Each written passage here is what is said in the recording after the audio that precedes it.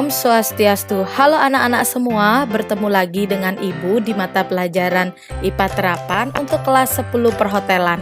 Nah, kali ini kita memasuki kompetensi dasar keempat, yaitu pembahasan tentang suhu dan kalor. Sebelum kita masuk ke materi, adapun tujuan pembelajaran kita yaitu sebagai berikut.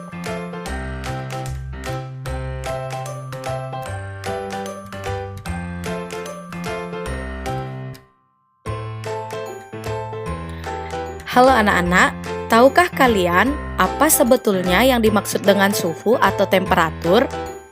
Suhu adalah tingkat panas dan dinginnya sesuatu. Nah, untuk mengukur suhu, kita membutuhkan alat untuk mengukurnya. Alat untuk mengukur suhu yaitu disebut dengan termometer.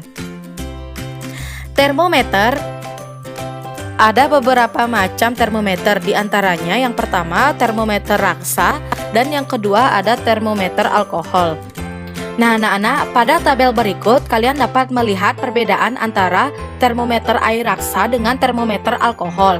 Nah, untuk termometer air raksa keuntungannya yang pertama mudah dilihat karena mengkilap, kemudian pemuaiannya teratur serta jangkauan suhunya cukup besar. Namun kerugiannya karena harganya lebih mahal dan merupakan bahan yang beracun. Sedangkan termometer alkohol kalian dapat melihat lebih teliti untuk perubahan yang sangat kecil. Harganya lebih murah. Namun kerugiannya termometer ini tidak berwarna sehingga sulit untuk dilihat suhunya. Berikut ini ada beberapa jenis termometer. Ada termometer klinis yang berfungsi untuk mengukur suhu tubuh. Biasanya suhunya berkisar antara 35 sampai 42 derajat Celcius. Sedangkan yang kedua ada termometer ruang untuk mengukur suhu ruang yang suhunya berkisar antara 20 sampai 50 derajat Celcius. Ada beberapa satuan atau jenis skala termometer.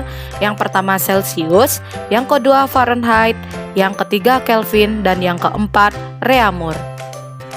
Setiap satuan tersebut memiliki skala yang tetap. Dengan skala tersebut, kita bisa mengubah skala dari Celcius ke Fahrenheit, Celcius ke Kelvin, dan seterusnya. Berikut ini adalah titik beku dan titik didih dari masing-masing satuan. Untuk yang Celcius, titik bekunya adalah 0 derajat Celcius, sedangkan titik didihnya adalah 100 derajat Celcius.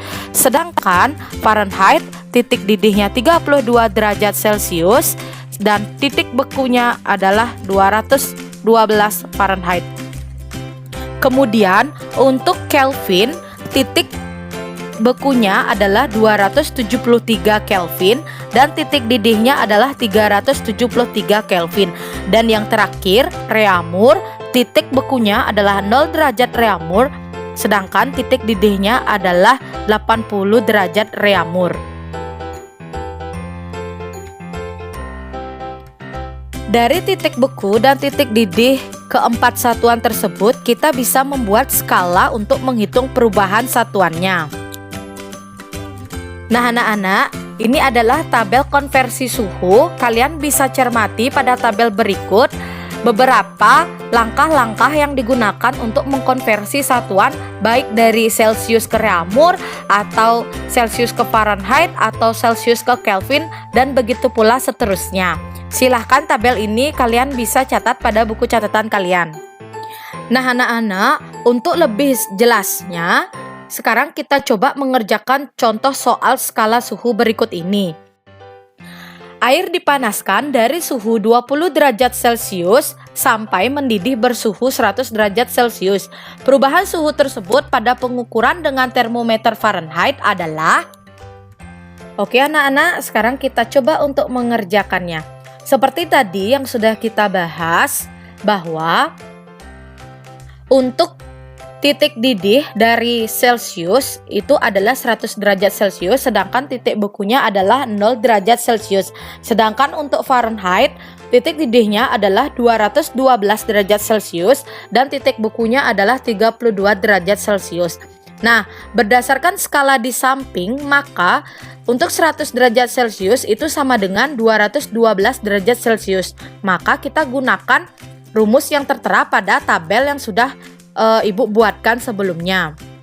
Nah, sehingga di sini kita gunakan 9/5 dikali suhu Celciusnya, kemudian ditambah 32, sehingga diperoleh hasilnya adalah 68 derajat Fahrenheit. Nah, karena kita ini mengukurnya dengan termometer Fahrenheit dan kita akan mencari perubahan suhunya, maka kita akan mengurangi antara suhu 212 derajat Celcius dengan 68 derajat Celcius, sehingga hasil akhir yang diperoleh adalah 144 derajat Celcius. Nah, selanjutnya kita akan belajar tentang kalor. Tahukah kalian apa yang dimaksud dengan kalor? Kalor itu adalah energi yang berpindah akibat perbedaan suhu. Perpindahan energi terjadi dari suhu tinggi ke suhu rendah.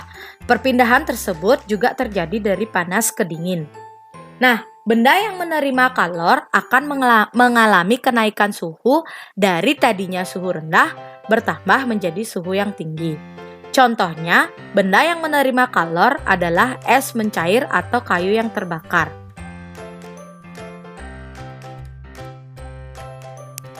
Dengan kata lain, benda yang melepaskan kalor akan mengalami penurunan suhu dari suhu tinggi ke suhu yang rendah. Contohnya, air yang membeku atau uap yang mengalami pengembunan. Karena itulah kalor dapat mempengaruhi atau dapat mengubah wujud benda. Contoh perubahan wujud yang disebabkan oleh kalor itu adalah benda padat menjadi benda cair, seperti es batu yang menerima panas atau diberi kalor akan berubah wujud menjadi benda cair. Nah, untuk lebih jelasnya, ini kita akan bahas lebih lanjut pada pertemuan berikutnya. Nah, anak-anak, sekian dulu pembelajaran hari ini. Kita akan bahas lebih lanjut pada pertemuan berikutnya. Sampai jumpa. Om Santi Santi Santi Om.